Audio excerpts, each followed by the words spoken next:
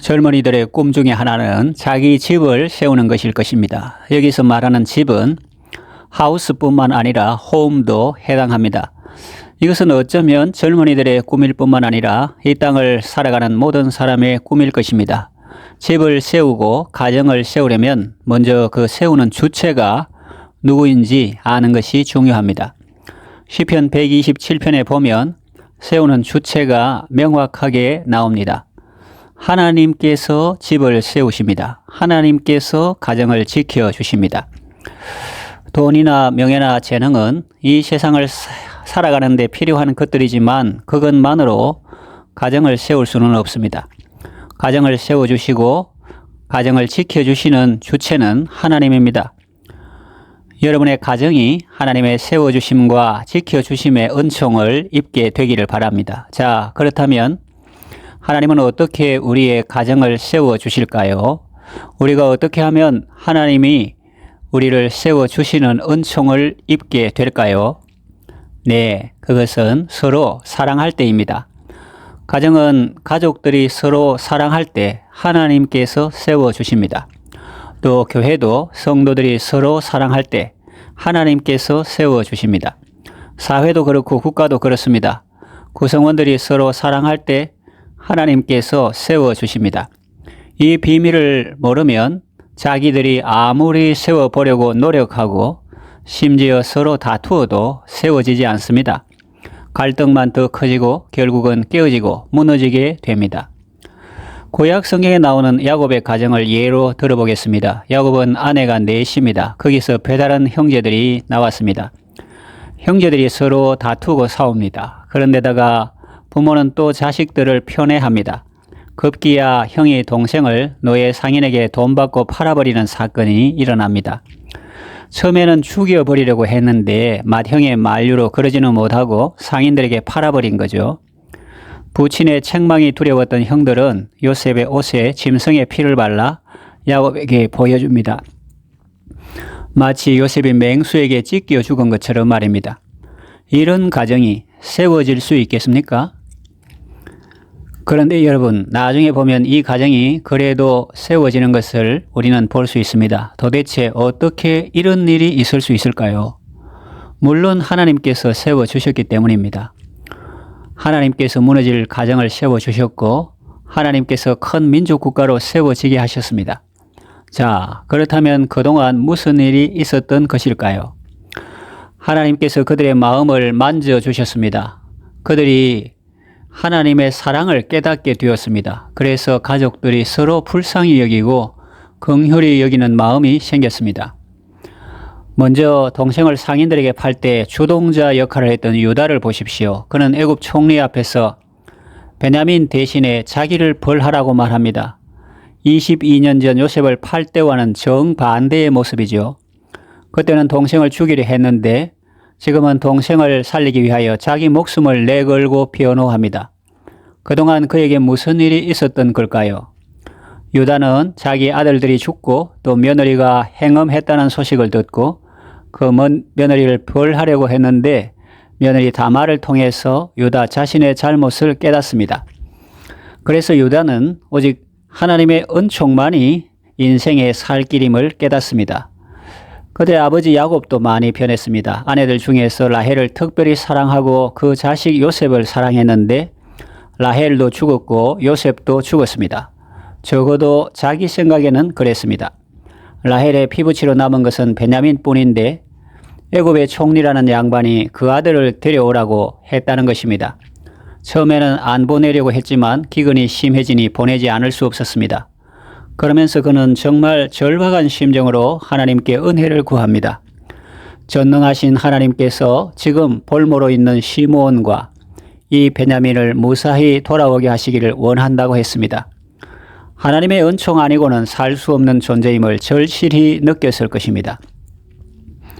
그리고 요셉을 보십시오. 아버지 집에서 사랑받던 아들이 낯설고 물설은 타국에서 바닥 생활한다고 얼마나 힘들었을까요? 육체적 고통보다 더 심한 것은 마음의 고통입니다. 오해를 받고 억울한 일을 당하고 누명을 쓰고 감옥에 갇혔습니다. 그런 막다른 골목에 이르면 사람들은 극단적인 생각을 하기 쉽습니다. 그러나 요셉은 달랐습니다. 그 이유는 하나님께서 그에게 인자를 더하셨기 때문입니다. 그래서 나중에 보면 요셉은 형제들에게 복수하지 않고 원한도 품지 않으며 오히려 형제들과 그 자녀들까지 돌볼 것을 약속합니다. 과거 야곱의 가정은 콩가루 집안이었습니다. 좀처럼 하나 될 것 같지 않은 가정이었습니다. 깨어지고 무너질 가정이었습니다. 심지어는 폐륜적인 가정이었습니다. 그런데 어떻게 믿음의 가문으로 세워줄 수 있었을까요? 그것은 사랑 때문입니다.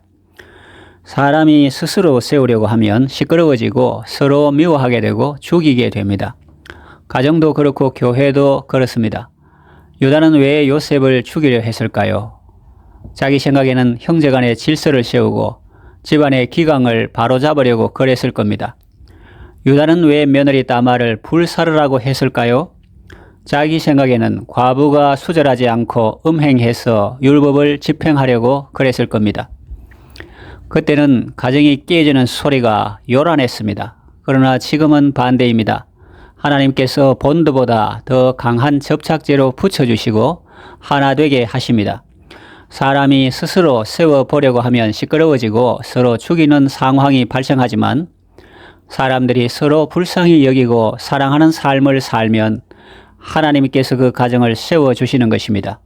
가정도 그러하고 교회도 그러합니다. 내가 교회를 생각해서 하는 말인데 라고 하면서 다른 사람에게 칼로 찌르듯 함부로 말합니다. 그래서 다른 사람의 마음을 아프게 합니다. 그 영혼을 죽게 만듭니다. 그때가 가장 위험한 때입니다. 유다를 보세요. 며느리 다말의 잘못이 큽니까? 아니면 자기 잘못이 더 큽니까? 자기 입으로 말했지 않습니까? 유다가 그는 나보다 옳도다 그렇게 말했죠. 교회를 너무 걱정하지 마시고 밤잠 안 올 정도로 교회 걱정하지 마십시오. 대신에 서로 사랑하십시오. 목자를 사랑하시고 목원을 사랑하시고 서로 위해서 기도하시고 인내하면서 기다려 주십시오. 우리가 서로 사랑하고 축복할 때 하나님께서 교회를 건강하게 세워주십니다. 정말 교회를 생각하시고 정말 교회를 위하신다면 자신이 먼저 건강한 성도가 되도록 힘쓰십시오. 이제 좀 더 깊이 들어가 보겠습니다. 우리가 서로 사랑할 때 하나님께서 우리를 세워주십니다. 그러면 이 사랑의 출처는 어디입니까? 사랑이 이처럼 소중한데 이 사랑은 어디서 나왔느냐는 말씀입니다. 성경은 분명히 말합니다. 요한일서 4장 10절 사랑은 여기 있으니 우리가 하나님을 사랑한 것이 아니요 하나님이 우리를 사랑하사 우리 죄를 속하기 위하여 화목제물로 그 아들을 보내셨습니다. 11절 사랑하는 자들아 하나님이 이같이 우리를 사랑하셨은즉 우리도 서로 사랑하는 것이 마땅하도다.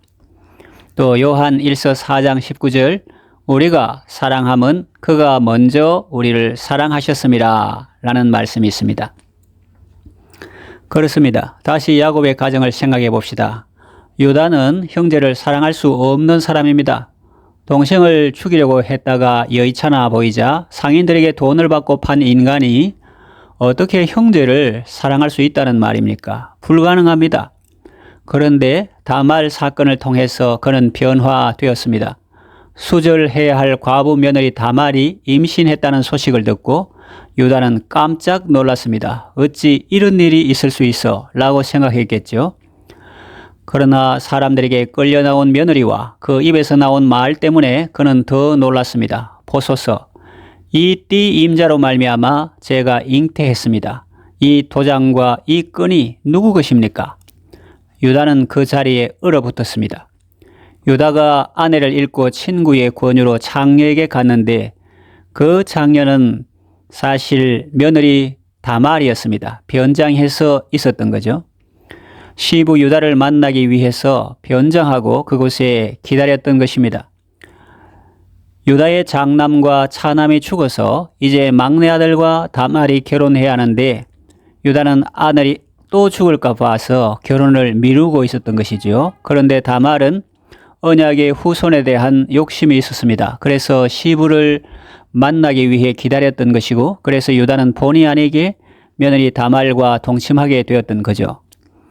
신약 성경 마태복음 1장에 유다는 다말에게서 베레스와 세라를 낳고 라는 구절의 배경이 되는 사건입니다.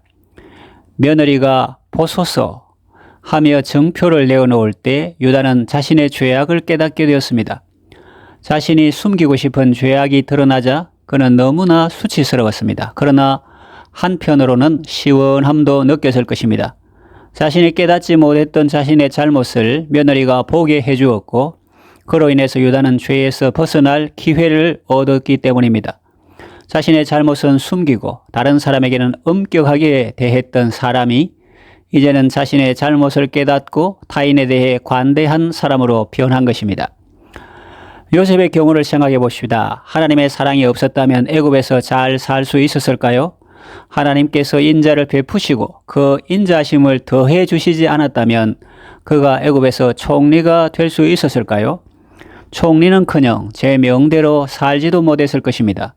그런데 하나님께서 그를 사랑해 주시고 누명을 쓰고 감옥에 들어가도 하나님께서 인자를 더하시니 그는 원한과 복수의 사람이 아니라 사랑과 용서의 사람이 될 수 있었던 것이죠. 하나님의 사랑이 인간 사랑을 가능하게 한 것입니다. 하나님의 사랑이 얼마나 컸던지 요셉이 그의 생애 최대의 트라우마를 극복할 수 있을 정도였습니다. 젊은 시절에 형제들에게 집단 구타당하고 깊은 구덩이에 감금되고 죽음의 공포 속에 울부짖다가 상인들에게 팔려 낯선 땅으로 끌려가고 또 거기서 노예 생활한다는 것이 얼마나 큰 충격과 놀람과 공포일까요? 그런데 하나님의 사랑은 너무나 커서 요셉으로 하여금 과거의 모든 상처를 잊어버리게 할 정도였고 거기에 더하여 애굽에서 크게 장성하게 하셨으니 하나님의 사랑은 정말 놀라울 따름입니다. 그러니 여러분, 사랑의 삶을 살기 위하여 이 하나님의 사랑에 주목하십시오. 이 하나님의 사랑의 바다에 푹 잠겨 보십시오. 이 바다는 사람을 죽이는 바다가 아니라 살리는 바다입니다. 깊이 빠지면 빠질수록 더 생명을 얻게 하는 바다입니다. 방송국 드라마나 다큐 중에도 재미있고 유익한 것이 있지만 이 하나님의 큰 사랑의 스토리에는 비할 바가 못 됩니다. 이제 말씀을 정리하며 맺겠습니다. 사랑은 가정을 세우는 중요한 기둥들 중에 하나입니다. 우리가 서로 사랑할 때 하나님께서 우리의 가정을 세워주십니다. 교회도 성도들이 서로 사랑할 때 하나님께서 교회를 건강하게 세워주십니다. 우리가 사랑할 수 있는 이유는 하나님께서 먼저 우리를 사랑하셨기 때문입니다. 하나님의 사랑이 인간 사랑을 가능하게 합니다. 하나님의 사랑을 깊이 묵상하십시오. 아름다운 이야기 구세주의 사랑 이야기를 많이 들으시고 자주 들으시고 깊이 묵상하십시오. 그 사랑으로 자신도 살고 남도 살리고 공동체도 살리는 아름다운 삶을 살아가시기를 바랍니다.